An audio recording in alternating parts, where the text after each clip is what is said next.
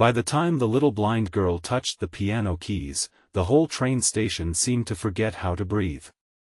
100 people were rushing past with coffee cups, ringing phones, and tired faces, but the moment her small fingers found the first note, the noise softened like rain behind glass. I had only sat down to play because my hands were shaking too badly to do anything else. I was a failed musician with $47 in my pocket, a rejection email on my phone, and nowhere important to be. But when she turned her face toward the sound and whispered that she could see the music, I felt something inside me break open. Before we go deeper, if you believe kindness can find people at the exact moment they are falling apart, please like, comment, share, and subscribe to Lifeline Diaries. This story is for everyone who still believes in second chances. My name was Arvin Vale, and that morning in broad daylight, the city looked bright enough to forgive anyone except me. Sunlight poured through the tall glass roof of Westbridge Station, painting gold squares across the marble floor, but I felt like I was walking underwater. I had just left the final audition of my life, or at least that was what I told myself. The judges had been polite in the cruel way people are when they have already decided you are not worth saving. One of them said I had skill but no soul, and somehow those 5 words hurt worse than every unpaid bill in my apartment. I wandered into the station because I could not face going home. Home meant silence, and silence meant hearing my own failure too clearly. There was an old public piano near platform 6, pushed against a wall beneath a faded sign that said "Play Me." Its wood was scratched, its keys uneven, and someone had carved initials into the side. I had passed it many times before, always too proud to touch it. That day, pride had left me. I sat down with my coat still on and placed my fingers on the keys like a man putting his hands on the edge of a cliff. At first I played softly, a broken little melody my father used to hum while fixing watches at our kitchen table. He had died 3 winters earlier, and after he was gone, music stopped feeling like a gift and started feeling like a wound.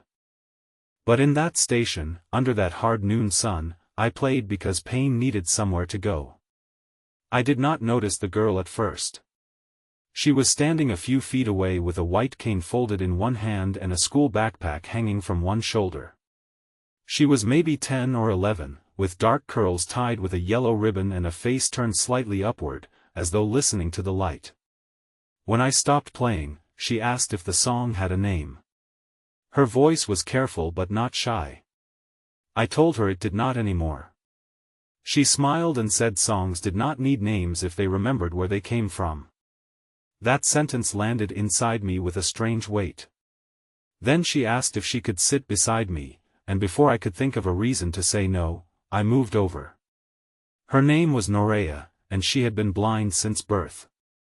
She told me this not like a tragedy, but like a fact, the way someone might say they preferred orange juice over milk. She placed her fingers over the keys, not pressing them yet, only feeling their shape.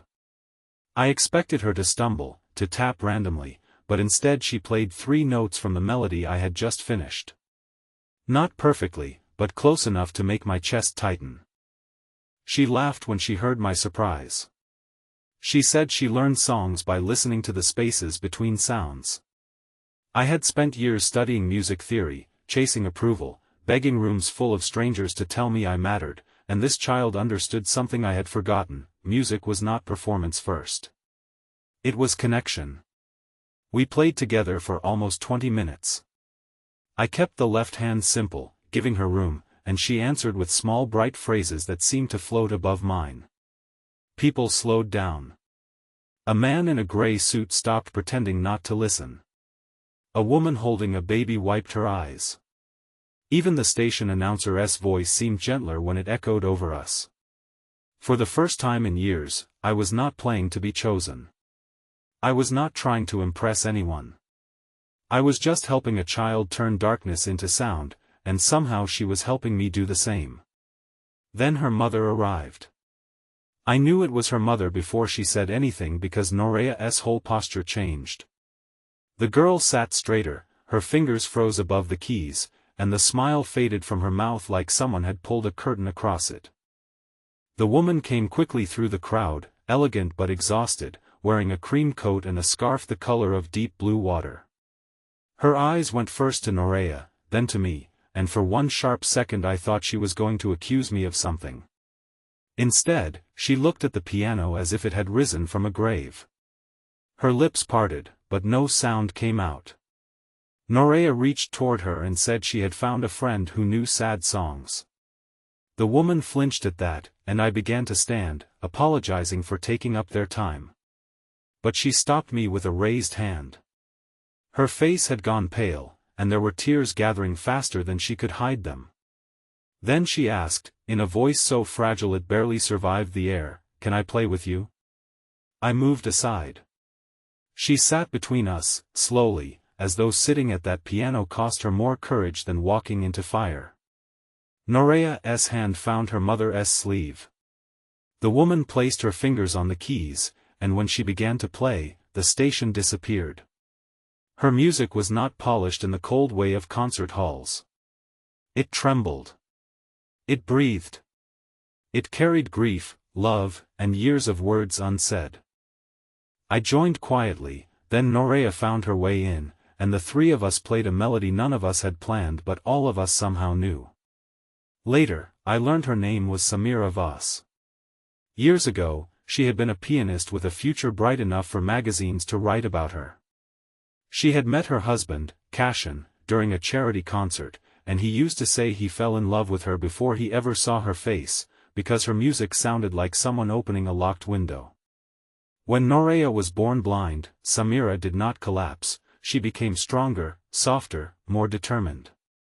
She taught her daughter rhythm by tapping spoons against teacups, melody by singing into bathwater, and courage by never letting pity enter their home.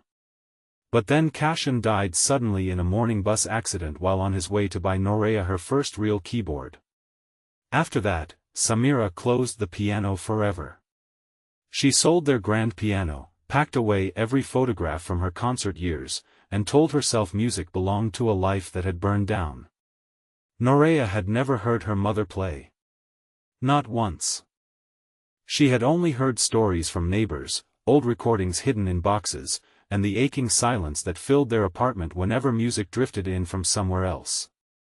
That day at the station, Norea had begged to stop because she heard me playing the kind of song her father used to hum. Samira had been buying tickets at the counter, and when she returned, she found her daughter sitting beside a stranger, touching the one thing Samira had spent years trying to bury. We finished the piece with the softest chord I had ever heard. No one clapped at first.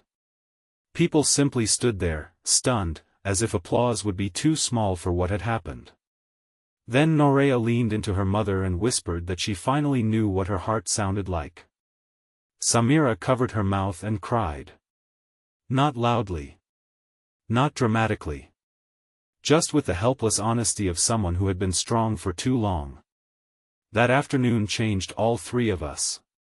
Samira invited me for tea because Norea insisted that people who made music together should not leave like strangers. I almost said no. I was ashamed of my empty pockets, my failed audition, my life that looked nothing like success. But Norea held my sleeve and said the day was not finished yet. So I went. Their apartment was small, bright, and filled with plants leaning toward the windows. In the corner was an empty space where a piano had clearly once stood. Samira noticed me looking and said she could not bear to keep it after Kashan died. Norea lowered her head, and in that quiet moment I understood that grief does not only take people away. Sometimes it takes the rooms they loved, the songs they sang, and the future they promised. Over the next weeks, I returned often. I taught Norea little exercises on a borrowed keyboard I found at a thrift shop. Samira pretended to be busy in the kitchen, but every time Norea played, I saw her stop moving. Slowly, she began to sit with us. At first she only corrected Norea's hand position. Then she played scales. Then one Saturday morning, with sunlight spilling across the floor, she played an entire piece while Norea sat beside her, eyes closed, smiling like sunrise had found her from the inside. Something changed in me too. I stopped checking my email every hour for proof of my worth. I started teaching children at the community center. Some had parents who worked double shifts. Some were angry. Some were lonely. Some had never touched an instrument before. Norea came every week, and when other children stared at her cane, she told them she could hear colors better than they could see them. They believed her. So did I. Months later, Westbridge Station held a public arts day, and the old piano near Platform 6 was scheduled to be removed because it was too damaged. Norea heard this and became furious in the pure, bright way children become furious when adults make foolish decisions. She said that piano had saved 3 people and deserved better than a storage room. So we organized a small concert to raise money to restore it. I expected 20 people. More than 200 came. The woman with the baby came. The man in the gray suit came. The station workers came. Even one of the judges from my failed audition appeared near the back, though I pretended not to notice. Norea played first. Her hands trembled, but only for a moment. Then she began the melody from the day we met, the nameless song my father had hummed, the song that had somehow carried Cashin's memory back to his wife and daughter. I joined her, and then Samira stepped forward. She wore the same deep blue scarf from that first day. When she sat down, the crowd fell silent. Together, we played not like professionals chasing perfection, but like survivors returning to life. Every note seemed to say that loss is real, but so is love.